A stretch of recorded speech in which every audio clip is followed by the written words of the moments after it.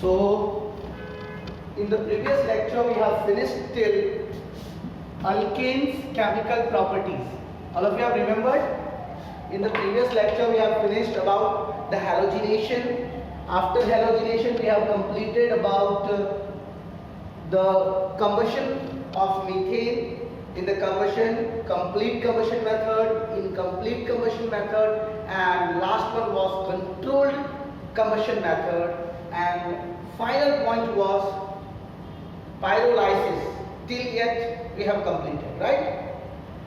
Now our next topic is conformation. Have you heard the word conformation in chemistry? Not in your life. Conform करना नहीं, conformation. Conformation का मतलब क्या होता है? सबसे पहले एक चीज को समझो। तुम लोग जानते हो कि कार्बन कार्बन जो सिंगल बॉन्ड बनाते हैं, अगर हम लोग इथेन का स्ट्रक्चर लिखते हैं, just suppose that if I am drawing structure of ethane, यहाँ पर कार्बन, दूसरा कार्बन और ये हाइड्रोजन्स है, राइट? यहाँ पे देख लीजिए, ये मैंने इथेन का स्ट्रक्चर ड्रॉ किया। All of you are able to see this ethane structure.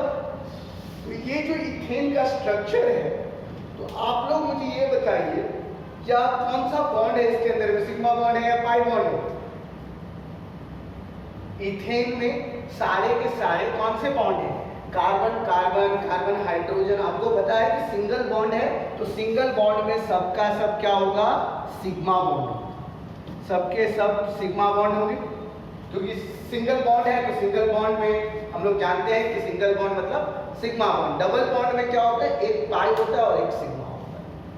अब आप लोगों के दिमाग में क्वेश्चन आ रहा होगा कि सर ये कार्बन या हाइड्रोजन को हम लोग जनरली जो प्रैक्टिकली बताते हैं वो कैसे बताते हैं? तो मैंने आप लोगों को एक बार बताया था, याद होगा कि कार्बन का एक स्फेरिकल बॉल होता है, उसके अंदर में हम लोग टेट्राहेड्रिकल होल टाइप के होते हैं।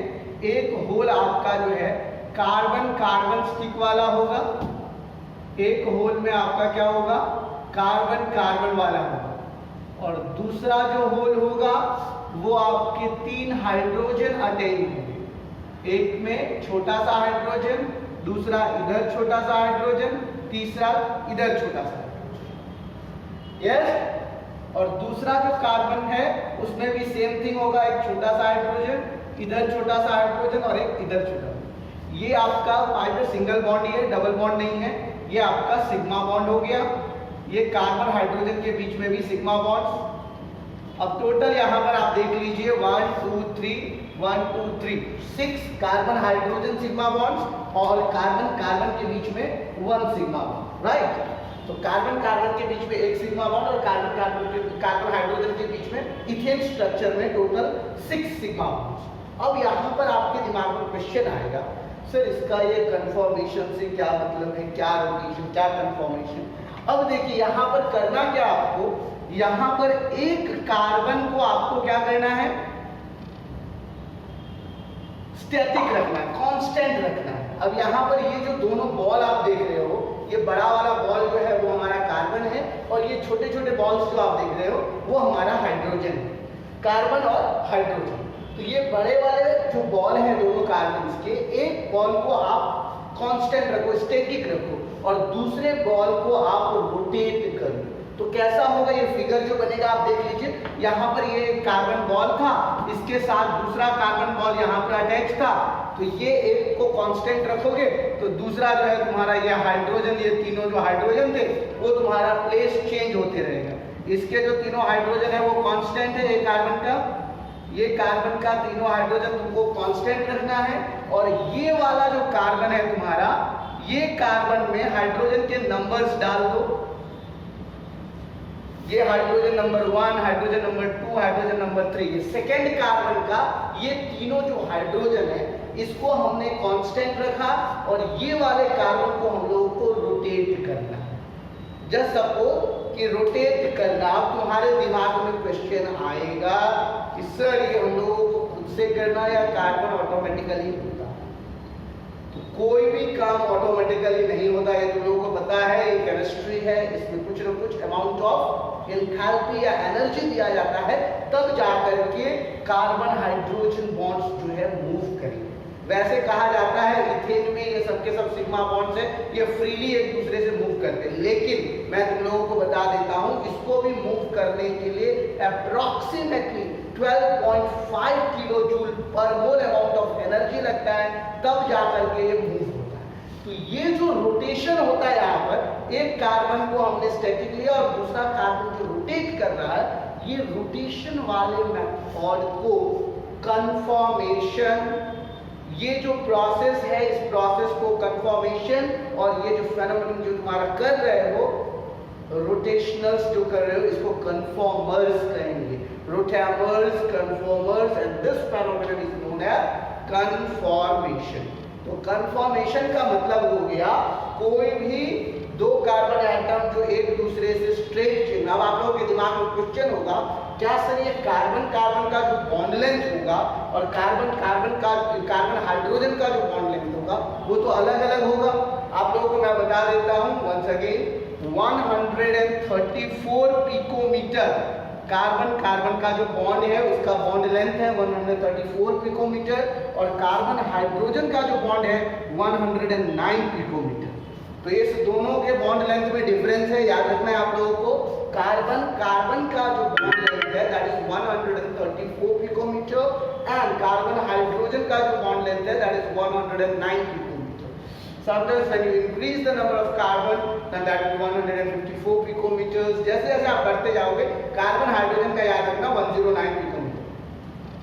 अब यहाँ पर तो आपको पता है कि ये जो स्ट्रेट चेन्स होंगे तो कार्बन कार्बन का जो डिस्टेंस होगा वो थोड़ा बड़ा होगा और कार्बन हाइड्रोजन का जो डिस्टेंस है वो थोड़ा छोटा होगा। तो अब ये छोटा और बड़ा जो डिस्टेंस है तो अब हम कितने टाइप्स में इसको घुमा सकते हैं। जैसे मान लो मैंने इस हाइड्रोजन को नंबर 1 हाइड्रोजन दिया, इसको 2 दिया, इसको 3 दिया, तो ये जो है हमारे स्पेस में जो स्पेशल रोटेशन होगा, ये स्पेशल रोटेशन हो सकता है ये वाला फर्स्ट यहाँ पे आए, थर्ड वाला यहाँ पे आ जाए, सेकेंड वाला तुम्हारा यहाँ पे रहे। तो ये जो नंबर ऑफ कन्फॉर्मेशन है वो इनफिनाइट है। जितना नंबर जितनी बार हम घुमाएंगे, एक बार हो सकता है फर्स्ट पोजीशन यहाँ पे आएगा, सेकंड यहाँ पे, थर्ड यहाँ पे, ये ऑटोमेटिकली घूमते जाएंगे, नंबर ऑफ कन्फॉर्मेशन इनफिनाइट। लेकिन अगर तुम गौर से देखोगे तो दो कन्फॉर्मेशन के जो आइसोमर्स जो हम लोग कहते हैं, आइसोमर्स का मतलब क्या होता है, same molecular formula but different structural formula, right. तो यहाँ पर तुम लोग मॉलिक्यूलर फॉर्मूला तो सेम ही रहने वाला है, ये स्ट्रक्चर जो है, ये स्ट्रक्चर में क्या होगा, रोटेशंस हो रहे हैं, कन्फॉर्मर्स हो रहे हैं। तो ये कन्फॉर्मर्स में हो रहे हैं तो तुमको पता है कि यहाँ पर भले हमारा हाइड्रोजन का जो पोजीशन है वो अलग अलग हो रहे हैं, मतलब आइसोमर्स। तो अगर आप पूछोगे कि ये कन्फॉर्मेशंस में टोटल कितने आइसोमर्स होते हैं, सबसे पहले आप लोगों को पता करना है कि व्हाट इज कन्फॉर्मेशन।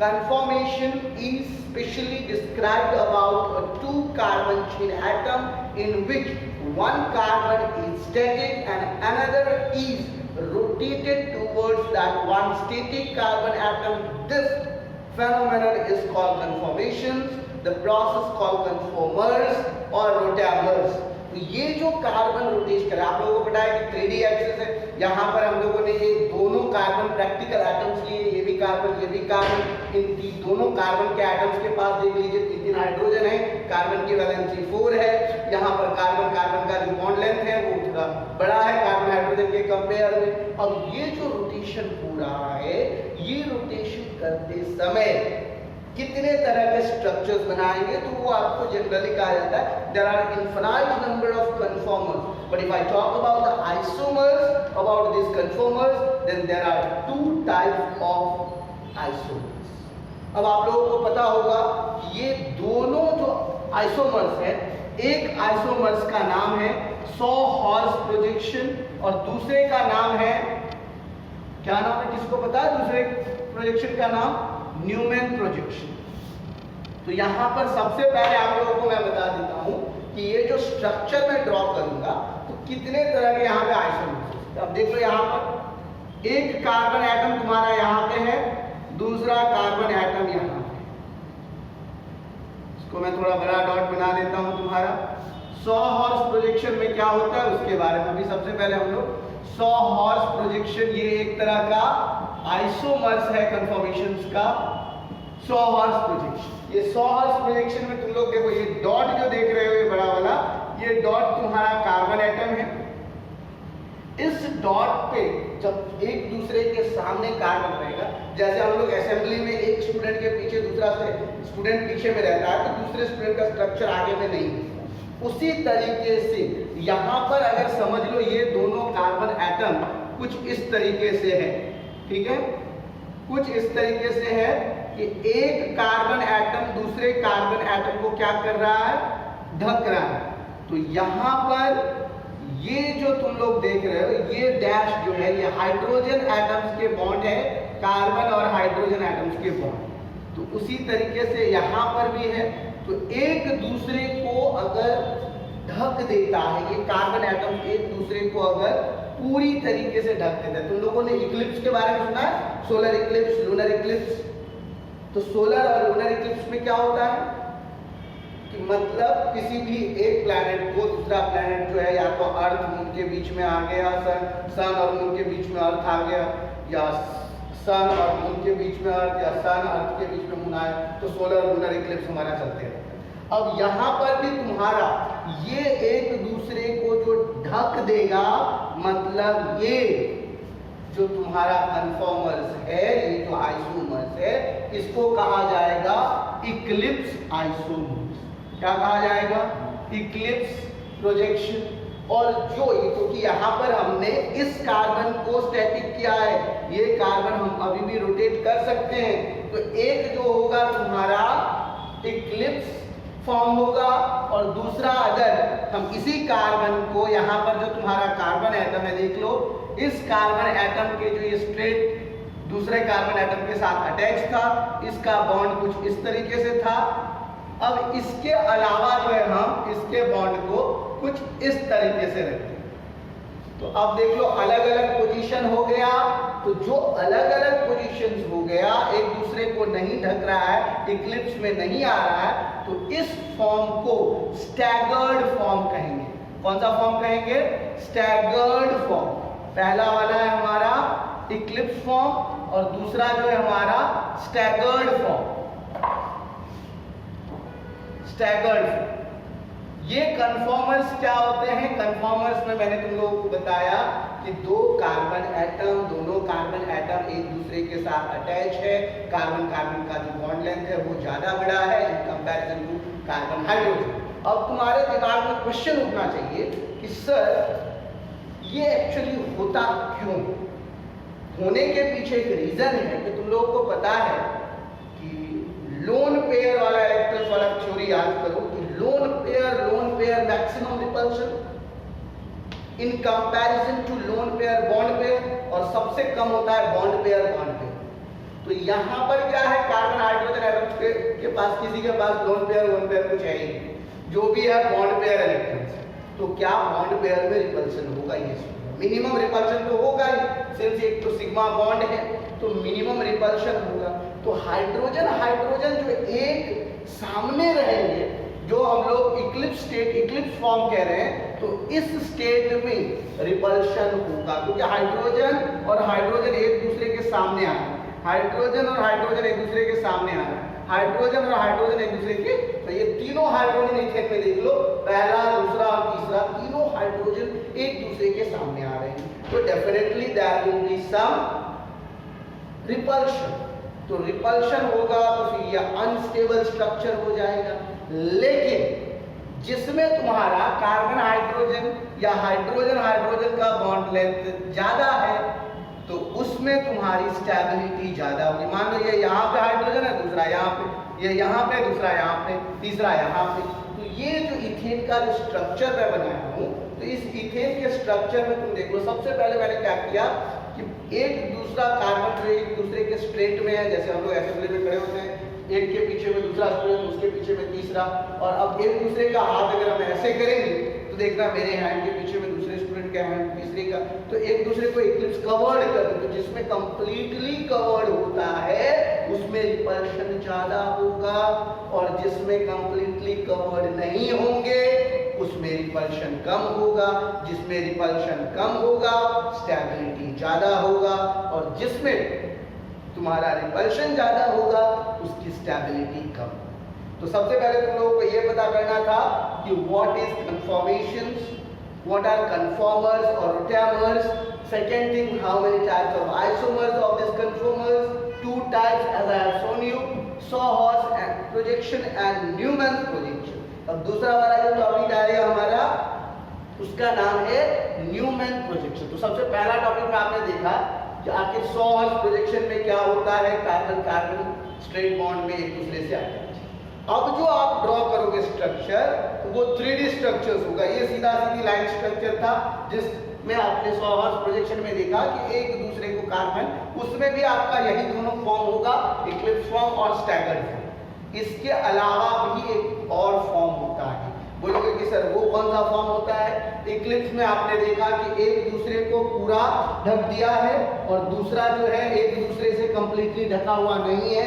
तो ये जो फॉर्म है आपका इक्लिप्स फॉर्म, स्टैगर्ड फॉर्म, और जिसमें आपका ना तो पूरा ढका हुआ है ना ही पूरा निकला हुआ है, उस फॉर्म को कहा जाता है skew form. SKEW, skew forms projection. So here first was about the Sawhorse projection, in which we have seen that how carbon hydrogen bonds are attached. Now we are moving towards the second topic about the Newman's projection. Sawhorse projection में किसी को कोई दिक्कत है? All of you have understood about the Sawhorse projection, conformers, rotamers and conformations. समझ में आया आप लोगों को? लास्ट में मैं अटेंडेंस लूंगा, जब क्लास ओवर होगा उसके बाद आप लोग बता देना कितने लोग अटेंड थे. जो लोग छोड़ के जाते जा रहे हो सबका एब्सेंट होगा.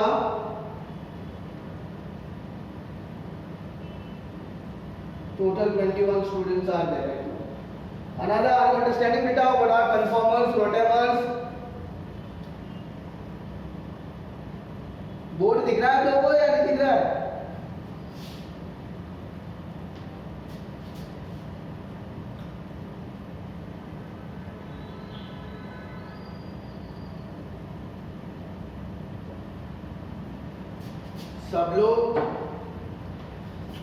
सब लोग अपने अपने नोटबुक में सबसे पहले ये इथेन का स्ट्रक्चर बनाएंगे. श्लोक को ब्लर दिख रहा है बेटा, सबको क्लियर दिख रहा है, सिर्फ तुम्हें को ब्लर दिख रहा है. अब जो है यहाँ पे देखो, अगर ब्लर दिख रहा है तो अपने टेक्स्ट बुक को एनसीईआरटी टेक्स्ट बुक में निकालो. Conformers point chapter number 13 hydrocarbons, उसमें जो कन्फॉर्मेशन टॉपिक है उसमें देखो सॉ-हॉर्स प्रोजेक्शन और न्यूमैन्स प्रोजेक्शन. उस दोनों स्ट्रक्चर को पहले सॉ-हॉर्स वाला प्रोजेक्शन को नोटबुक में सब लोगों को ड्रॉ करना है. ड्रॉ करने के बाद आप लोगों को देखना है कि इथेन में यहाँ पर कार्बन हाइड्रोजन का बॉन्ड लेंथ कितना है, उसके बाद कार्बन कार्बन का बॉन्ड लेंथ कितना है, और फाइनली ये जो दोनों प्रोजेक्शंस हुए हैं इक्लिप्स फॉर्म और स्टैगर्ड फॉर्म, उस दोनों में डिफर क्या है, दोनों का बॉन्ड एंगल कितना होगा. हमेशा याद रखना बच्चों, ये जो बॉन्ड एंगल्स होंगे दैट विल बी 120 डिग्री. आप लोगों को पता है कि कार्बन कार्बन और कार्बन हाइड्रोजन, ये जो आप लोग सैचुरेटेड हाइड्रोकार्बन्स कहते हो CH2 का जो डिफरेंस होता है, तो उसमें हर एक जो बॉन्ड एंगल होगा टोटल सर्कल 360 का होता है. और यहाँ पे 3 हाइड्रोजन्स हैं, तो तीनों हाइड्रोजन्स जो है एक सर्कल को 3 पार्ट्स में आप डिवाइड करोगे तो 120 डिग्री, 120 डिग्री, 120 डिग्री. और ये जो प्रोजेक्शंस बन रहा है, चाहे आप इक्लिप्स फॉर्म में जाइए या स्टैगर्ड फॉर्म में जाइए, 120 डिग्री ही रहेगा. तो ये सॉ-हॉर्स प्रोजेक्शन था. उसके बाद सेकेंड जो टॉपिक है हमारा वो है न्यूमैन्स प्रोजेक्शन. न्यूमैन्स प्रोजेक्शन में क्या होता है, इसमें भी आप लोगों को सेम थिंग होगा जैसे आपने देखा था सॉ-हॉर्स प्रोजेक्शन वाले टॉपिक में. तो इसमें क्या है, आपको खाली कार्बन को यहाँ पर सेंटर न्यूक्लियर फॉर्म में 3D स्ट्रक्चर में लेना है.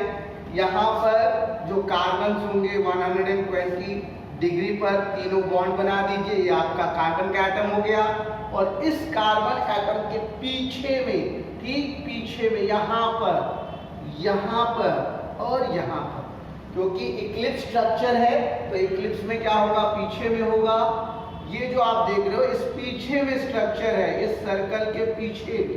तो यहाँ पर जो हाइड्रोजन आप देख रहे हैं ये भी आपका इथेन का स्ट्रक्चर है न्यूमैन्स प्रोजेक्शन में. न्यूमैन्स प्रोजेक्शन में क्या होता है, just you can take your both the palms and according to the palms you can see the first thumb and the next one thumb. ये जो डिफरेंस आप देख रहे हो यही आपका न्यूमैन्स प्रोजेक्शन में डिफरेंस होगा. बॉन्ड एंगल 120 डिग्री होगा. ये तीनों कार्बन और तीनों हाइड्रोजन के बीच में 120 120 120 ये जब घूमेंगे इस फॉर्म को आप लोग सबसे पहले कौन सा फॉर्म कहोगे? Eclipse form. न्यूमैन्स प्रोजेक्शन का ये eclipse form, Newman projection eclipse form structure of ethane. Now we are talking about the second form. That form is called staggered form. ये staggered form में क्या होगा? staggered form में आप लोगों को पता होगा कि ये जो कार्बन है, ये जो आप देख रहे थे eclipse form में एक दूसरे को जो ढक दिया है वो ढकेगा नहीं। यहाँ पे सिर्फ और सिर्फ आपको हाइड्रोजन के बॉन्ड्स बताने हैं। ये तीनों फर्स्ट कार्बन का और ये तीनों जो है सेकेंड कार्बन का। तो ये जो आप देख रहे हो सेकेंड कार्बन वाले हाइड्रोजन के बीच में भी 120 डिग्री का डिफरेंस, ये 120 डिग्री 120 डिग्री 120 डिग्री, और फर्स्ट वाले हाइड्रोजन के बीच में भी 120 डिग्री कार्बन और हाइड्रोजन का जो एंगल होगा वो 120 डिग्री होगा। तो ये जो रोटेशंस होता है, याद रखना बच्चों, रोटेशंस के लिए जो अमाउंट ऑफ एनर्जी है that is approximately 25.5 किलोजूल पर मोल।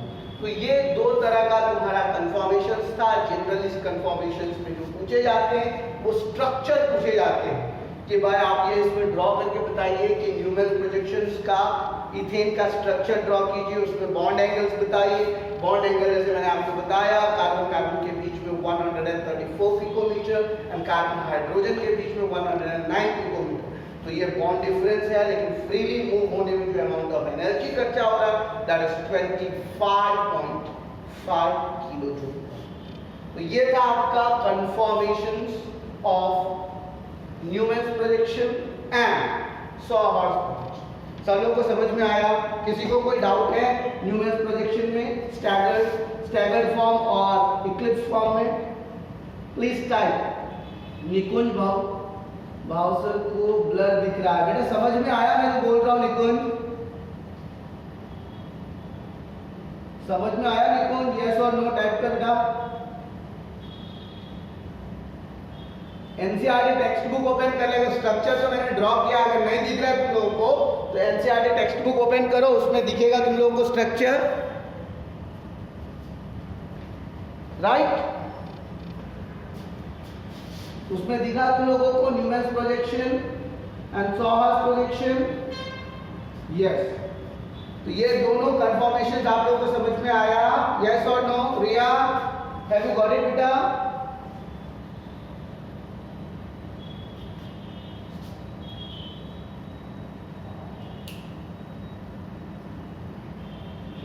अनादा,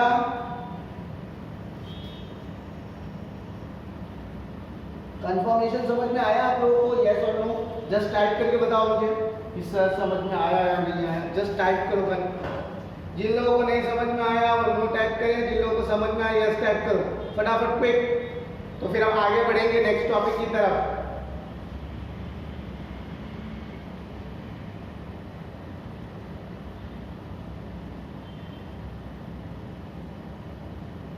सबको समझ में आ रहा है? Very good. अनादा को नहीं समझ में आया? अनादा ने भी टाइप किया। Yes yes yes. चलिए सब लोगों को समझ में आ गया। अब नेक्स्ट टॉपिक की तरफ हम लोग बढ़े। यस,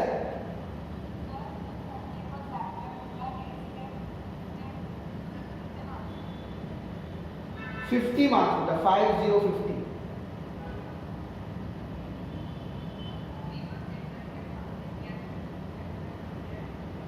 हाँ, मार्क्स आप लोगों का मार्कलेस ग्रुप में मिल जाएगा बेटा। वो एक्चुअली जो ऑनलाइन दिए थे उन लोगों का चेकिंग नहीं हुआ, ऑफलाइन वालों का हो गया है।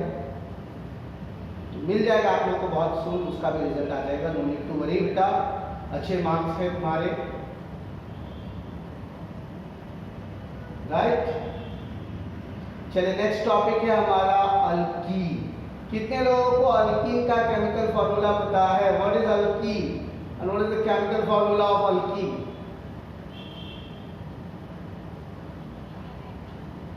CnH2n। Very good. चलिए हम लोग नेक्स्ट टॉपिक जो है हमारा अल्कीन की तरफ चलते हैं। रिया ने भी टाइप किया CnH2n। ये दोनों प्रोजेक्शन के बाद जो हमारा सेकंड टॉपिक है अबाउट द अल्केन, जैसे हमने पढ़ा था अल्केन्स में प्रिपरेशन ऑफ अल्केन, उसके बाद हमने physical properties of alkane, IUPAC nomenclatures of alkane, और उसके बाद केमिकल प्रॉपर्टीज, और ये फाइनल था हमारा कंफर्मेशंस। अब आ जाइए अल्कीन्स। जनरली आप लोगों को पता होगा कि alkenes are also known as unsaturated hydrocarbons. Unsaturated hydrocarbons किसको कहते हैं? What do you mean by unsaturated hydrocarbons?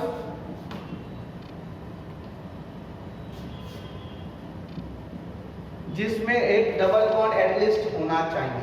कोई भी कार्बन जो एटलीस्ट कार्बन कार्बन के बीच में कम से कम एक डबल बॉन्ड होना ही चाहिए, उसको हम लोग अल्कीन्स कहेंगे। अनसैचुरेटेड हाइड्रोकार्बन्स का मतलब हो गया डबल बॉन्ड भी हो सकता है, ट्रिपल बॉन्ड भी हो सकता है, लेकिन एटलीस्ट वन या तो डबल बॉन्ड या तो ट्रिपल बॉन्ड रहेगा। उसके बाद आ जाए अनसैचुरेटेड हाइड्रोकार्बन्स में जो मैंने आप लोगों को बताया था कि आखिर अल्कीन का केमिकल फॉर्मूला CnH2n। अगर हम इथीन का स्ट्रक्चर बनाते हैं C2H4, क्या कोई मुझे बताएगा इस इथीन में जो सिग्मा बॉन्ड है और पाई बॉन्ड है कौन सा वीक बॉन्ड है? एक ऊपर में सिग्मा और एक ऊपर में पाई होगा। ये कार्बन कार्बन के बीच में, आप लोगों को बोर्ड दिख नहीं रहा होगा तो समझने की कोशिश कीजिएगा कि कार्बन कार्बन के बीच में देखिए आप मैंने दो बॉन्ड ड्रॉ किया है, एक सिग्मा वाला और दूसरा पाई वाला। तो इसमें जो वीक बॉन्ड है वो कौन सा है? सिग्मा वाला वीक बॉन्ड है या पाई वाला वीक बॉन्ड? पाई वाला।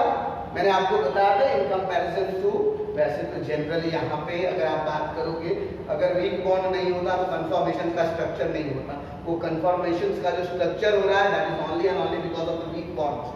यहाँ पर लेकिन सबसे ज्यादा वीक बॉन्ड जो है ये पाई बॉन्ड है, जो पाई बॉन्ड इजीली ब्रेक कर जाता है, राइट। तो अल्कीन्स में आप लोग ने जो अभी कहा मुझे कि सर ये पाई बॉन्ड वीक है, तो अल्कीन्स का ये पाई बॉन्ड को तोड़ने के लिए क्या ज्यादा अमाउंट ऑफ एनर्जी लगेगा या कम amount of energy? What will the amount of energy in alkenes? ज्यादा किस में लगेगा? कार्बन कार्बन के बीच में या कार्बन हाइड्रोजन के बीच में? दोनों को अगर आप कंपेयर करोगे तो पता है दोनों को तोड़ने में जो अमाउंट ऑफ एनर्जी लगेगा, क्योंकि यहाँ पर हम एक दूसरे को ब्रेक कर रहे हैं, राइट। तो अगर इसमें अगर आप बॉन्ड लेंथ बोलोगे कि सर ये अल्कीन में कार्बन कार्बन या कार्बन हाइड्रोजन का जो बॉन्ड है वो बॉन्ड लेंथ कितना है? आप लोगों को पता होगा कि ये डबल बॉन्ड में हाइब्रिडाइजेशन क्या होता है, किसको पता है? What is the hybridization of carbon carbon double bond? याद कीजिए चैप्टर नंबर 12 मैंने बताया था क्या होता है डबल बॉन्ड का हाइब्रिडाइजेशन sp2 और सिंगल बॉन्ड का हाइब्रिडाइजेशन sp3 होता है, राइट। तो यहाँ पर जो तुम लोगों को याद क्या रखना है कि बॉन्ड को ब्रेक करने के लिए अगर हम पाई बॉन्ड को ब्रेक करेंगे तो कम अमाउंट ऑफ एनर्जी लगेगा, अप्रोक्सीमेटली 284-85 किलो जूल के बीच में हम लोगों को पाई बॉन्ड को ब्रेक करने में एनर्जी लगेगा। और अगर हम सिग्मा बॉन्ड को ब्रेक कर रहे हैं तो सिग्मा बॉन्ड को ब्रेक करने में सीधे उससे 100 किलो जूल ज्यादा, मतलब अगर उसमें 284-85 लग रहा है तो इसमें 397-398 किलो जूल पर मोल हम लोगों को एनर्जी चाहिए, ताकि ये वीक बॉन्ड जो पाई बॉन्ड था उस बॉन्ड को हम ब्रेक कर सकें। और जैसे ही ये ओवरलैप करते, याद कीजिए कार्बन कार्बन जब एक दूसरे को, अभी जस्ट मैंने बताया जो ओवरलैपिंग हुआ था तो ओवरलैपिंग में एक इक्लिप्स फॉर्म था और दूसरा स्टैगर्ड फॉर्म था। तो अगर ये साइडवाइज ओवरलैपिंग करेंगे तो साइडवाइज ओवरलैपिंग में आप लोग देखोगे कि कार्बन कार्बन के बीच में जो डबल बॉन्ड है उसका बॉन्ड लेंथ छोटा हो जाएगा। दैट विल बी 134 पिकोमीटर के बदले में 154 पिकोमीटर। अब बोलोगे सर ये तो बड़ा हो गया बेटा, पिकोमीटर का मतलब होता है 10⁻⁻12। तो ये 154 पिकोमीटर कार्बन कार्बन के बीच के सिंगल बॉन्ड का लेंथ है और 134 पिकोमीटर जो है कार्बन कार्बन के बीच का डबल बॉन्ड का बॉन्ड है। इस दोनों में तुम लोगों को पता होगा कि पाई जो है कमजोर है और सिग्मा जो है वो स्ट्रॉन्ग बॉन्ड है। तो अब ये सिग्मा कमजोर पाई जो तुम दोनों देख रहे हो यहाँ पर, तो इस बॉन्ड को तोड़ने के लिए, मतलब अल्कीन से अल्केन बनाने के लिए कैसे करें? याद करो तुम लोगों को मैंने पढ़ाया था न्यूक्लियोफिलिक एंड इलेक्ट्रोफिलिक रिएक्शंस, याद है कुछ? इलेक्ट्रोफिलिक एंड न्यूक्लियोफिलिक, किसी को कुछ याद है? What is electrophilic and nucleophilic? Anyone?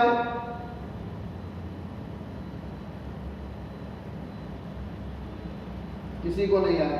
Nucleophilic में मैंने क्या बताया था आप लोगों को कि न्यूक्लियस जो है दूसरे एलिमेंट के इलेक्ट्रॉन्स को अपने न्यूक्लियस की तरफ जो खींचता है, उसके ऊपर में नेगेटिव चार्ज होगा या फिर maximum lone pair of electrons होंगे, वो न्यूक्लियोफाइल हो जाएगा। और जिस एलिमेंट से इलेक्ट्रॉन को टेक अवे करेंगे, जहां से इलेक्ट्रॉन्स को निकालेंगे, जो इलेक्ट्रॉन डेफिशिएंट कंपाउंड होगा जिसके ऊपर पॉजिटिव चार्ज होगा, उसको हम लोग इलेक्ट्रोफाइल कहेंगे।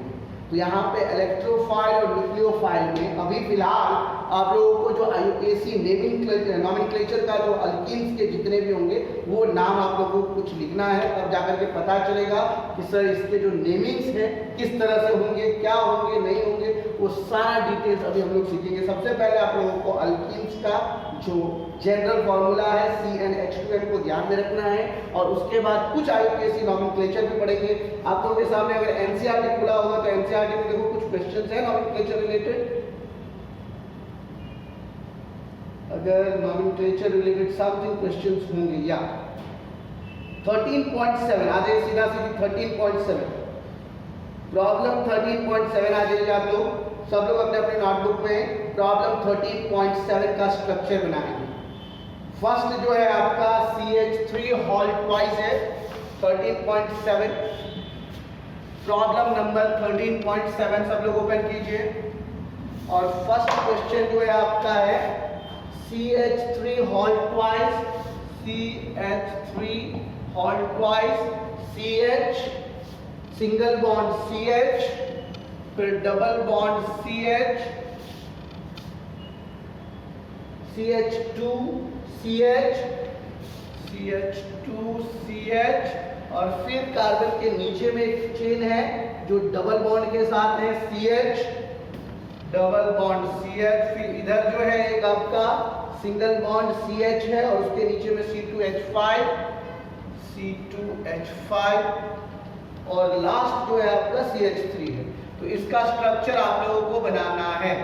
सबसे पहले क्या करेंगे हम लोग, जितने भी यहाँ पर है इस स्ट्रक्चर को पहले बढ़िया से ड्रॉ कर लीजिए। उसके बाद आपको काउंट करना है कि maximum number of carbon atoms कहाँ से होगा, कितने डबल बॉन्ड्स हैं, और डबल बॉन्ड्स अगर 2 बार होगा तो मैंने आप लोगों को सिखाया है IUPAC लिमिट जानती। तो सबसे पहले स्ट्रक्चर को ड्रॉ कीजिए। यहाँ पे आपका CH है और CH3 हॉल ट्वाइस, मतलब यहाँ पे एक CH3 है, दूसरा नीचे में CH3 आपका यहाँ पर है, राइट। फिर आपका CH बॉन्ड है, सिंगल बॉन्ड है, फिर CH डबल बॉन्ड है आपका, फिर एक सिंगल CH2 है आपका, सिंगल बॉन्ड है, फिर यहाँ पर आपका डबल बॉन्ड है, नीचे में देखिएगा डबल बॉन्ड के साथ हमारा कार्बन के एटम्स भी बढ़ते जा रहे हैं यहाँ पर। फिर यहाँ पर जैसे ये डबल बॉन्ड करोगे, इसको थोड़ा नीचे कर दो आप लोग इस डबल बॉन्ड को, ये डबल बॉन्ड हो गया। ये यहाँ पर आपका कार्बन हाइड्रोजन, यहाँ पे भी आपका कार्बन हाइड्रोजन, फिर इधर CH3, और इधर लास्ट में जो है आपका C2H5, 1 2। अब जो है आप लोगों को इसका नेमिंग करना है। कहां से काउंट करेंगे? देखो सबसे पहले अगर हम इधर से C2H5 जहां पे है वहां से अगर हम काउंट करते हैं तो डबल बॉन्ड का पोजीशन देखो 1 2 3 4, फोर्थ पोजीशन पे डबल बॉन्ड आ रहा है। अगर हम यहां से काउंट करते हैं 1 2 3 तो थर्ड पोजीशन पे डबल बॉन्ड आ रहा है। तो जहां से तुम्हारा डबल बॉन्ड नजदीक होगा तुम वहां से काउंट करोगे। पहला CH3 जो यहाँ पे ट्वाइस था वो CH3 का first position, second position, third position, fourth, fifth, sixth, 7 8 9 10। Total कितने कार्बन एटम्स हैं? How many carbon atoms are there total is problem 13.7? सब लोगों को दिख रहा है? सब लोगों ने प्रॉब्लम लिखा या नहीं लिखा? देखो टोटल 10 कार्बन होंगे। कैसे 10 कार्बन होंगे वो भी देख लो। अब यहाँ पर तुमको बताना है कि कौन कौन से पोजीशन पे कौन कौन सा स्ट्रक्चर है। तो सबसे पहले तुम देख लो यहाँ पर सेकंड पोजीशन पे एक CH3 है हमारा, उसके बाद आ जाओ 8th पोजीशन पर एक हमारा CH3 है। तो सेकंड और 8th पोजीशन पर CH3 है तो 2,8 डाइमिथाइल, और थर्ड पोजीशन और 6th पोजीशन पर डबल बॉन्ड है तो 2,3 dimethyl 3,6 Deka diamine, otherwise Deka 3,6 diamine, इस तरह से होगा इसका नॉमेनक्लेचर। समझ में आया आप लोगों को कैसे बनाया मैंने यहाँ पे? देखिए यहाँ पे पहले मैंने स्ट्रक्चर को ड्रॉ किया, उसके बाद काउंटिंग मैंने यहाँ से चालू किया, यहाँ से चालू किया, जहाँ से डबल बॉन्ड नजदीक पड़ा वहां से मैंने काउंट किया। फर्स्ट पोजीशन इसको लिया, सेकंड, थर्ड, फोर्थ, फिफ्थ, 6, 7, 8, 9, 10, ये इथाइल वाला जो ग्रुप था उसको मैंने मतलब तोड़ दिया CH2 CH3 के रूप में। यहाँ से स्टार्ट किया। आप देखिए यहाँ पर टोटल जो है 10 कार्बन है, जिसमें एक सेकंड पोजीशन पर CH3 है और दूसरा जो है आपका 8th पोजीशन, ये वाला ग्रुप CH3 है। तो 2,8 डाइमिथाइल 2,8 डाइमिथाइल हो गया सेकंड और 8th पोजीशन पर डाइमिथाइल। उसके बाद थर्ड और 6th पोजीशन पर Deka 3,6 diamine, otherwise 3,6 Deka diamine. हाँ, यहाँ पर तुम लोग पूछ सकते हो सर ये जो डबल बॉन्ड है तो ए लगाया हमने या नहीं लगाया? याद करो बच्चों, मैंने कल तुम लोगों को सिखाया था इससे प्रीवियस लेक्चर में, अगर 2 डबल बॉन्ड होंगे तो हम लोग ए वर्ड यूज करेंगे। हेक्सेन में से हेक्सा वाला ए याद करो, हेक्सा 1,3 डाइमीन मैंने तुम लोगों को स्ट्रक्चर बताया था, उसका जो नेमिंग हमने किया था हेक्सा 1,3 डाइमीन। उसी तरीके से यहाँ पर हमारा जो पहला प्रॉब्लम है, फर्स्ट प्रॉब्लम का इस तरह से पहले तुम लोग स्ट्रक्चर ड्रॉ करोगे, स्ट्रक्चर ड्रॉ करने के बाद तुम लोगों को IUPAC नोमेनक्लेचर लिखना। समझ में आया? 13.1 का फर्स्ट प्रॉब्लम आप लोगों को समझ में आया? यस और नो? निकुंज जी आपको समझ में आया बेटा?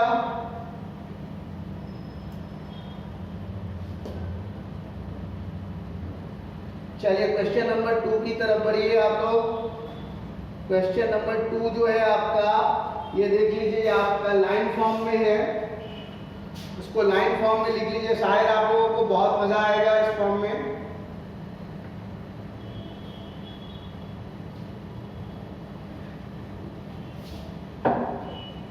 ये स्ट्रक्चर को ड्रॉ कीजिए पहले आप लोग अपने अपने नोटबुक में, स्ट्रक्चर को ड्रॉ कीजिए और उसके बाद बताइए कि इसका नाम क्या हो। खुद से लिखना है, देख के नहीं लिखना है, आप लोगों को खुद से इसका नोमेनक्लेचर लिखना है, राइट? अब देखिए यहाँ पर 1 2 3 4 5 6 7 8 1 2 3 4 5 6 7 8, एक और है ना, यहाँ देख लीजिए टोटल 4 डबल बॉन्ड 1 2 3 4, और भी कुछ है ऊपर में कुछ लगा हुआ है? नहीं लगा हुआ है। देखिए तो यहाँ पर आप लोग फर्स्ट पोजीशन इधर से काउंट कीजिए या उधर से काउंट कीजिए, दोनों साइड बराबर ही पड़ेगा। ये आपका 1 carbon, second, third, fourth, fifth, 6 7 8 carbon को हम लोग क्या बोलते हैं बताइए? 8 कार्बन को ऑक्टेन बोलते हैं।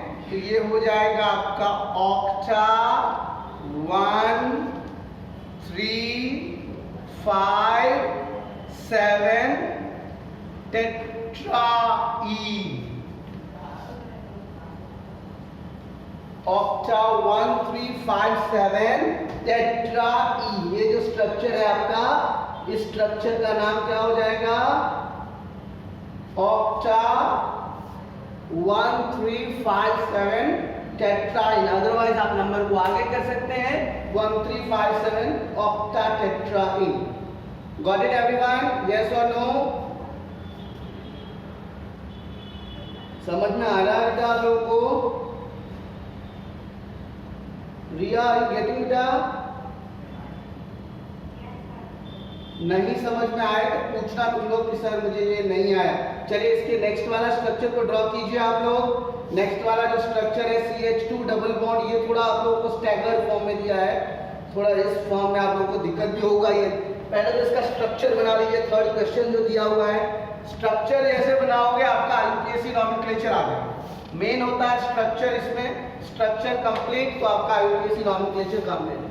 CH2 double bond C, CH2 double bond C और C के साथ जो है CH2 CH2 CH3 का whole twice, CH2 CH2 CH3 CH2 CH2 CH3 का होल ट्वाइस, बराबर। यही स्ट्रक्चर है। तो सबसे पहले इसका स्ट्रक्चर कैसे ड्रॉ करोगे आप देख लीजिए।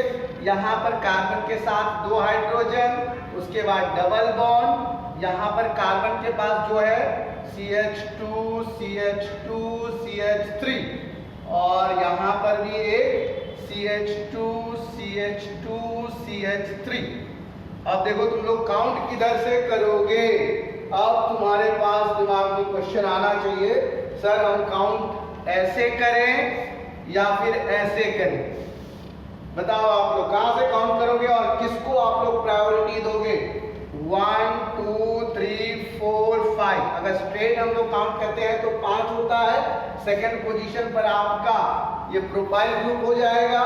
अगर आप इधर से काउंट करते हो 1 2 3 4 5 6 7 होता है। किसको प्रायोरिटी दोगे आप लोग। डबल बॉन्ड को प्रायोरिटी दोगे या लॉन्गेस्ट चेन को प्रायोरिटी दोगे, बताओ। To whom you will give priority?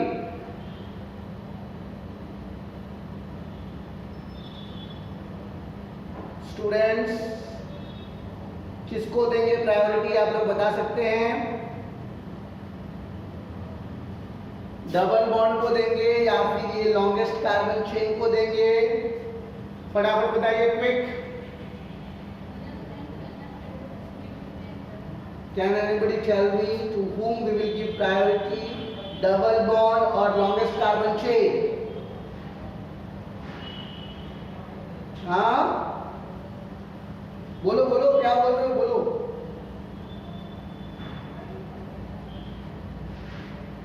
Longest carbon chain, हीर पटेल ने कहा longest carbon chain. Anybody else? एक ऑप्शन आ गया, कोई दूसरा ऑप्शन पे जाना चाहेगा कि सर डबल बॉन्ड को प्रायोरिटी देंगे। रिया किसको प्रायोरिटी देंगे बेटा।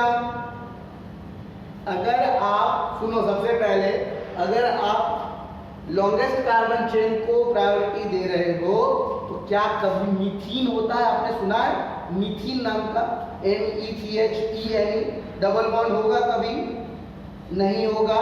कम से कम डबल बॉन्ड के लिए 2 कार्बन एटम चाहिए, मीथीन बॉन्ड नहीं होगा। यहां पर आपको डबल बॉन्ड को प्रायोरिटी देना है।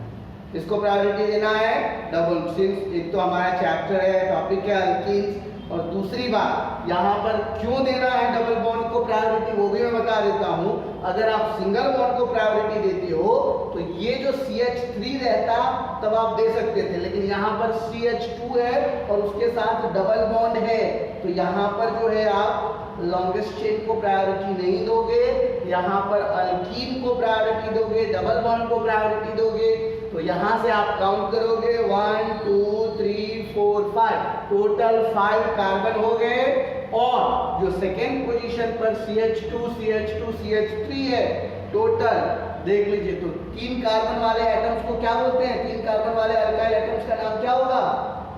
What will be the name of 3 alkyl carbons. Propyl होगा या नहीं होगा स्टूडेंट्स, क्या होगा 3 कार्बन वाले एटम का नाम प्रोपाइल। तो 2 प्रोपाइल, टोटल 5 कार्बन है तो पेंट 1E, ये आपका नाम होगा 2 प्रोपाइल पेंट 1E। ये IUPAC नॉमेनक्लेचर का जो नेम है 2 प्रोपाइल पेंट 1E। यहाँ पे आप लोग मुझे पूछ सकते हो कि सर यहाँ पे आपने इस तरह से क्यों नहीं काउंट किया, 1 2 3 4 5 6 7, 7 कार्बन लॉन्गेस्ट चेन सबसे पहला रूल है IUPAC नॉमेनक्लेचर लगा कि लॉन्गेस्ट चेन को हम लोगों को देना चाहिए, लेकिन आपने तो यहाँ पर आप इस चीज का नाम क्या देते, यहाँ पर डबल बॉन्ड है, मिथाइल ग्रुप तो आप इसको कहोगे नहीं, मिथाइल के लिए कम से कम CH3 चाहिए, यहाँ पर CH2 है, और दूसरी बात डबल बॉन्ड आपका। तो यहाँ पर जो कंपेयर करोगे तो सबसे पहले तुम लोगों को ये जो डबल बॉन्ड है इसको प्रायोरिटी देना है, याद रखना, प्रायोरिटी फॉर डबल बॉन्ड। ये थोड़ा स्ट्रक्चर में तुम लोगों को डाउट होना चाहिए, जिन लोगों को नहीं हुआ मतलब समझ जाओ एक्सपर्ट हो, और जिन लोगों को हो गया तो कैसे हुआ वो डबल बॉन्ड वो समझ में आया। हीर हैव यू गॉट इट बेटा?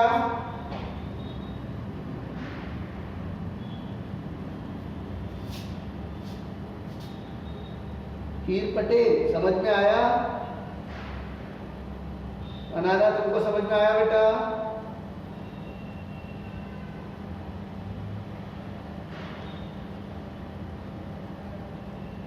नहीं आया किसी को भी समझ में? कौन धीरे से बोल रहा आया? हीर पटेल को आ गया, अनादा को नहीं आया। Yes अनादा, still confusion?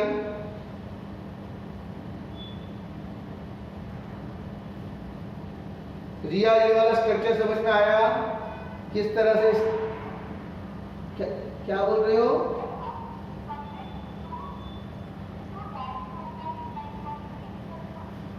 क्या टू डाइप्रोपाइल? बेटा सुनो, डाइप्रोपाइल जो तुम लिखोगी तो डाइप्रोपाइल में तो फिर तुम्हारा 2 ही कार्बन बचेगा ना, इथेन वाला स्ट्रक्चर हो जाएगा ना बेटा। वो जो तुम कह रहे हो ब्रैकेट में जो प्रोपाइल ग्रुप है उसके वजह से तुम कह रहे हो ना कि डाइप्रोपाइल इथवालीन, ये बोल रहे हो तुम। डाइप्रोपाइल नहीं लिखेंगे, इसीलिए तो मैंने तुमको पूछा था कि पहले स्ट्रक्चर ड्रॉ करो, स्ट्रक्चर ड्रॉ करने के बाद देखो जो पॉसिबिलिटीज है लॉन्गेस्ट कार्बन चेन का वो काउंट करो, उसके बाद जो तुम्हारे प्रीफिक्स हो रहे हैं उसको काउंट करो, और प्रायोरिटी तुमने किसको दिया वो काउंट करो, उसके बाद नाम लिखो। देखो ये जो CH3 था वो 2 टाइम्स था हमारा, राइट? CH2 तो ये दोनों टाइम जो है तो यहाँ पे फर्स्ट टाइम में हमने इसको यहाँ पर एक स्ट्रेट लाइन में ड्रॉ किया, और सेकेंड टाइम में हमने इस कार्बन को ऊपर में डाल दिया। कार्बन का टोटल 4 बॉन्ड होना चाहिए, तो चारों बॉन्ड में एक ये, दूसरा ये, और 2 बॉन्ड है पीछे वाले कार्बन के साथ। तो यहाँ पर ये जो डबल बॉन्ड है तो ये डबल बॉन्ड को हमने यहाँ पर प्रायोरिटी दिया है, तो यहाँ से हमने कार्बन को काउंट करना चालू किया। 1 2 3 4 5 आप इधर भी काउंट कर सकते हो, अदरवाइज 1 2 3 4 5 आप उधर भी काउंट कर सकते हो। तो टोटल इस कंपाउंड में 5 लॉन्गेस्ट कार्बन चेन होंगे। तो 5 लॉन्गेस्ट कार्बन चेन में सेकंड पोजीशन पर आप जो देखोगे तो ये जो प्रोपाइल ग्रुप है वो या तो ये वाला प्रोपाइल ग्रुप को काउंट करो, अदरवाइज ये वाला प्रोपाइल ग्रुप को काउंट करो। तो कोई भी एक प्रोपाइल को आपको काउंट करना है और दूसरा लॉन्गेस्ट कार्बन चेन बनाना है। तो 2 प्रोपाइल हो गया, सेकंड पोजीशन पर हमारा प्रोपाइल है, और टोटल 5 कार्बन है। 5 कार्बन को पेंटेन कहा जाता है, और फर्स्ट पोजीशन पर डबल बॉन्ड है, तो 2 प्रोपाइल पेंट 1 ई। समझ में आया? यस और नो? चलिए नेक्स्ट जो है हमारा नेक्स्ट वाला जो डाउट है हमारा वो है, इसमें आपको काउंट करना है total number of sigma bonds and pi bonds. एक और स्ट्रक्चर है लास्ट वाला, 4th वाला जो IUPAC नॉमेनक्लेचर है, ये देख लीजिए। ये स्ट्रक्चर जब आप ड्रॉ करोगे तब आप लोगों को पता चलेगा कि IUPAC नॉमेनक्लेचर क्या होता है। क्या है structure? CH3 single bond CH CH3 single bond CH, फिर जो है आपका CH double bond C CH2 CH3 C CH2 CH3, फिर नीचे में नहीं CH2 CH CH3 CH2 CH CH3, और CH के नीचे में है आपका CH3। तो सबसे पहले तो आप इसके स्ट्रक्चर को ड्रॉ कर लीजिए। CH3 यहाँ पे दिया हुआ है तो CH3 कर दीजिए, फिर यहाँ पे CH दिया हुआ है, फिर वापस CH दिया हुआ है और यहाँ पर डबल बॉन्ड है। याद रखना बच्चों, यहाँ पर देख लो तुम्हारा CH2 होना चाहिए, CH2 CH2 CH2 CH2, ये तो स्ट्रक्चर ही दूसरा हो गया। हमने दूसरा क्वेश्चन ड्रॉ कर लिया। चलिए नो प्रॉब्लम। पहले इस क्वेश्चन को हम लोग देखें, क्या है question. CH3 CH2 CH2 CH2 CH3 CH2 CH2 CH2, ये क्वेश्चन हमारा दूसरा है। CH3 CH2 CH2 CH2, right. 1 2 3 बार CH2। उसके नीचे में है हमारा ये वाला स्ट्रक्चर, यहाँ पर कार्बन और इधर CH3 है और इधर CH CH double bond, CH CH double bond,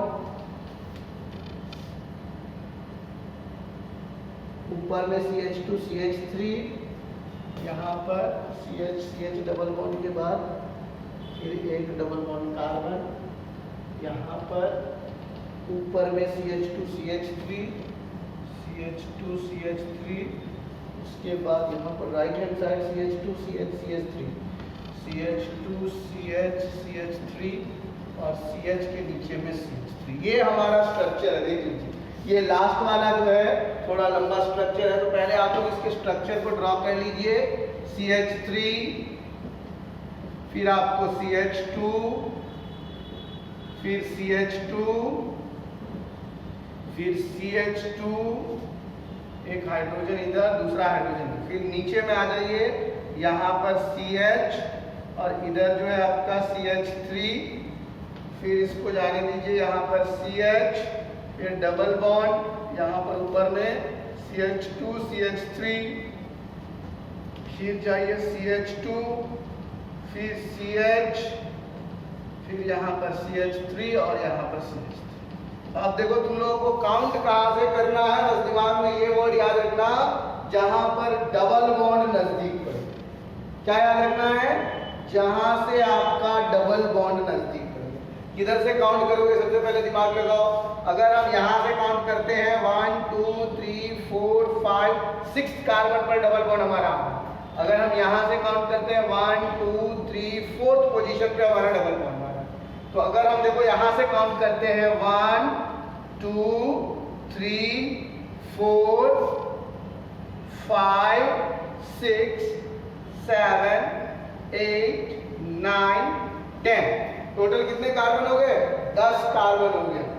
total 10 carbon. 10 carbon में तुम्हारा 6th पोजीशन पर एक मिथाइल है और 2nd पोजीशन पर मिथाइल है और 4th पोजीशन पर तुम्हारा इथाइल ग्रुप है। तो 4 इथाइल हो गया। उसके बाद 2 6 डाइमिथाइल और तुम्हारा 4th पोजीशन पर डबल बॉन्ड है। टोटल 10 कार्बन है, तो 10 कार्बन को हम लोग डिकेन बोलते हैं। तो डेक 4E, डेक 4E या 4 डेकी, 4 ethyl 2 6 dimethyl 4 decene, otherwise dec 4E। समझ में आया? यस और नो? ये जो लास्ट वाला स्ट्रक्चर है वो स्ट्रक्चर ड्रॉ करने में तुम लोगों को थोड़ा पहले, जब स्ट्रक्चर ड्रॉ करोगे तो काउंटिंग में फिर कहां से काउंट करोगे? प्रायोरिटी यही देखना है कि डबल बॉन्ड आपका जहां से नजदीक पड़ेगा वहां से आप लोगों को बताना है कि भाई यहां से हमारा डबल बॉन्ड नजदीक है और इस कार्बन को हमने इस तरह से काउंट। समझ में आया कि नहीं आया? पहले बताओ। लास्ट वाला स्ट्रक्चर में किसी को कोई डाउट है? एक बार ड्रॉ करो सब लोग नोटबुक में। लास्ट वाला जो स्ट्रक्चर है हमारा, ये स्ट्रक्चर को ड्रॉ कीजिए और ड्रॉ करके लिखिए आप लोग, तो पता चलेगा आप लोगों को कि स्ट्रक्चर सही है या गलत है। राइट? अल्कीन्स का ये जो स्ट्रक्चर है हमारा, इसको ड्रॉ कीजिए आप लोग नोटबुक में, क्योंकि वो स्टैगर्ड फॉर्म में दिया हुआ है, हाइफन वाला फॉर्म से उसको ब्रेक कीजिए और जो जो कंपाउंड है उस कंपाउंड का स्ट्रक्चर पूरा ड्रॉ कीजिए लाइन फॉर्म में। और उसके बाद देखिए आप लोग जो नाम लिखोगे तो ऑटोमेटिकली दिमाग में आ जाएगा कि प्रायोरिटी किसको देना है, डबल बॉन्ड को देना है या फिर हम लोगों को लॉन्गेस्ट कार्बन चेन को देना है, दोनों को देना है, तो कहाँ से काउंट करेंगे वो सारा आप लोग जैसे स्ट्रक्चर ड्रॉ करोगे आप लोगों को समझ में आ जाएगा, राइट।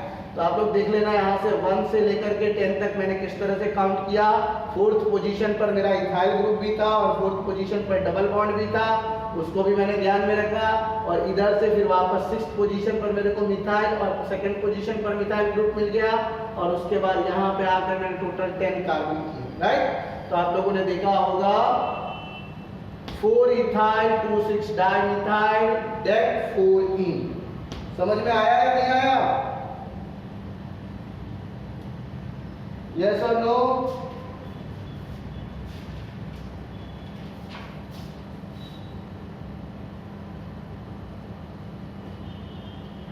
किसी को कोई डाउट है इस स्ट्रक्चर में तो मुझे पूछ सकते हो अभी। रिया, have you got it about the structure? Okay, now can you count the sigma bonds and pi bonds in that all the 4 questions? ये जो हमारा 13.4 वाला जो क्वेश्चन है, क्या तुम लोग इसमें से सिग्मा बॉन्ड्स और पाई बॉन्ड्स बता सकते हो?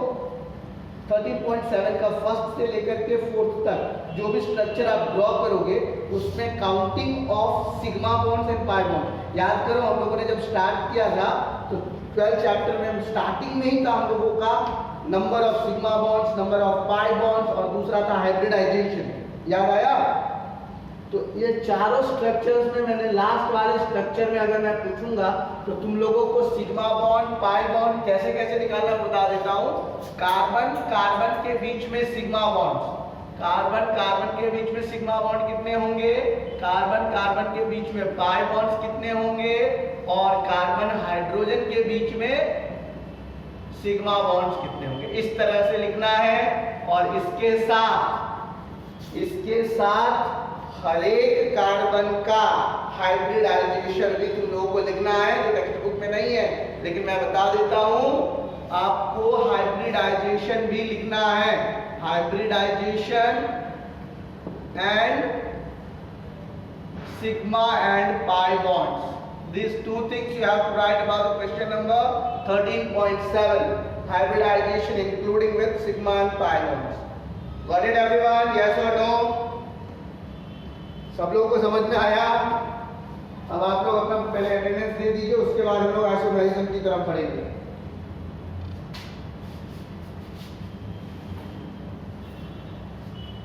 चलिए आप लोग अटेंडेंस मुझे बता दीजिए कौन कौन प्रेजेंट है।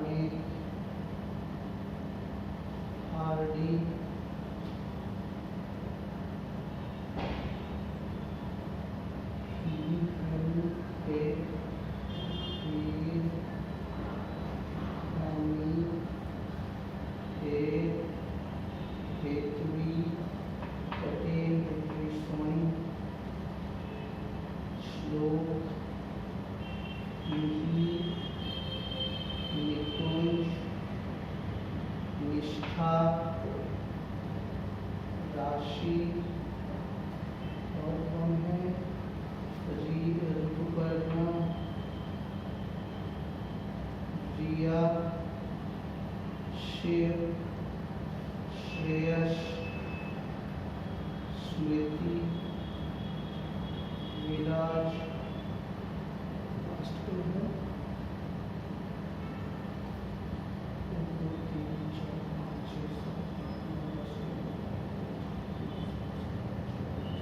21 students, right? आदित्य, अनादा, अर्चन, धार्मिक, हार्डी, हीर, हैनी, हेत, हेतवी, पी, हेतवीएस, श्लोक, मिहिर, निकुंज, निष्ठा, राशि, ऋतुपर्णा, रिया, शेव, श्रेयर, स्मृति और विरा। सब लोगों का नाम आ गया। चलो एक चीज मुझे ये बताओ, तुम लोगों को अगर मैं IUPAC नॉमेनक्लेचर दूं तो क्या कुछ IUPAC नॉमेनक्लेचर तुम लोग ड्रॉ करके उसके नाम लिख करके आओगे? बोर्ड सब लोगों को दिख रहा है। यहाँ पर मैं 10 नॉमेनक्लेचर देने वाला हूँ तुम लोगों को। वो 10 नॉमेनक्लेचर आप लोगों को कल जो है मुझे बताना है। और दूसरी बात, संडे का जो हमारा टेस्ट होगा उसके लिए भी आप लोग डाउट्स लेकर के रेडी रहना कि कल जो भी डाउट्स है आप लोग हमारा जो चैप्टर है स्ट्रक्चर ऑफ एटम्स का उसका क्लियर कर लेना। Got it? यस और नो?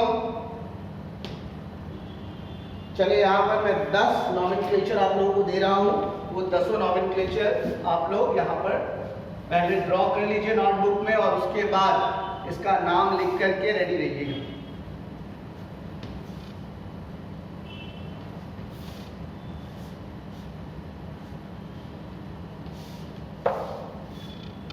फर्स्ट वन दिख रहा है, बोर्ड दिख रहा है। चलो बड़ा बड़ा करके मैं लिखता हूँ, तुम लोग लिखते जाना। 5 करके मैं थोड़े बड़े बड़े अक्षर में लिख रहा हूँ ताकि तुम लोग वहां पे लिख सको। CH3 होल थ्राइस बोलते जा रहा हूँ, वो भी लिखते जाओ। जिन लोगों को नहीं दिख रहा है मैं बोल रहा हूँ उसको लिख लेना। CH3 whole thrice, CH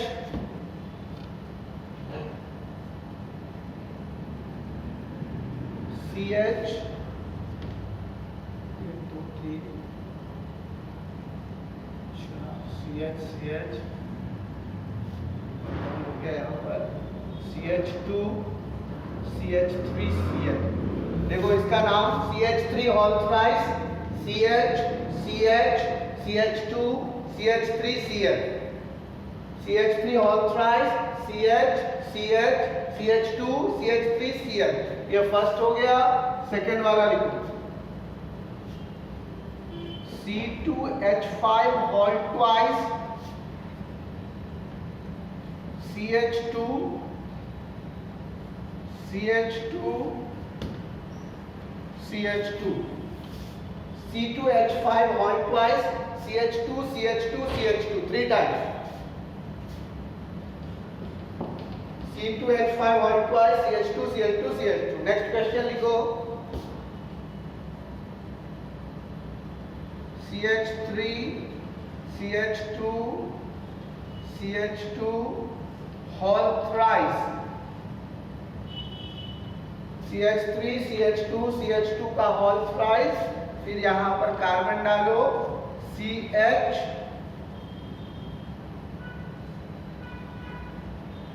CH2 CH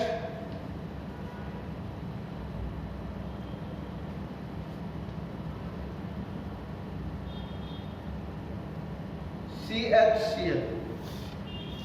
चलिए ये थर्ड क्वेश्चन लिखिए CH3 CH2 CH2 का whole thrice, CH CH2 CH CHCl।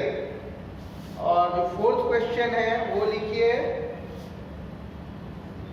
C2H5 whole thrice, C CH CH CH3।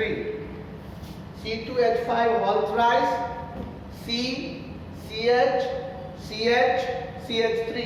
और लास्ट क्वेश्चन लिखिए फिफ्थ वन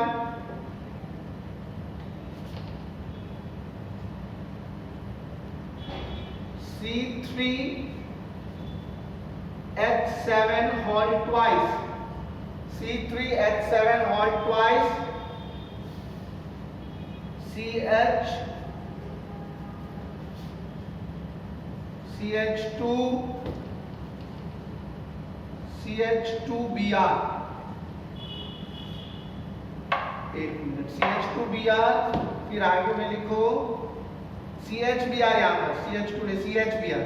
फिर आगे में CH और फिर CH। C3H7 whole twice, CH CH2 CHBr CH CH। ये पांचों स्ट्रक्चर आप लोगों को पहले ड्रॉ कर लेना है, उसके बाद इसका नॉमेनक्लेचर लिख के आना है। समझ में आया आप लोगों को? ये पांचों स्ट्रक्चर पहले ड्रॉ कीजिएगा। जैसे आप लोग ड्रॉ करोगे आप लोगों को पता चल जाएगा इसका आईयूपीएसी नेम क्या है। और पांचों का पहले कल हम लोग इसके आईयूपीएसी नॉमेनक्लेचर डिस्कस करेंगे, उसके बाद आगे बढ़ेंगे। Got it everyone? यस और नो? समझ में आया आप लोगों को? यस। राशि को समझ में आया, रिया को आया, हेत को आया, बाकी किसी को नहीं आया। किसी को कोई डाउट है इस आईयूपीएसी नॉमेनक्लेचर में? कोई नहीं दिख रहा हो तो वो बता, मुझे पूछ लो अभी कि सर मुझे ये क्वेश्चन नंबर नहीं समझ में आ रहा। Got it? समझ में आया? यस और नो? ओके, चलो दैट्स ऑल फॉर टुडे। अगर डाउट है तो पूछ लो अभी।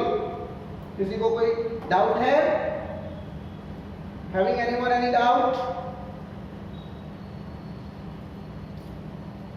अनादा, रिया, एनीवन? मिहिर, निकुंज, कोई डाउट बेटा?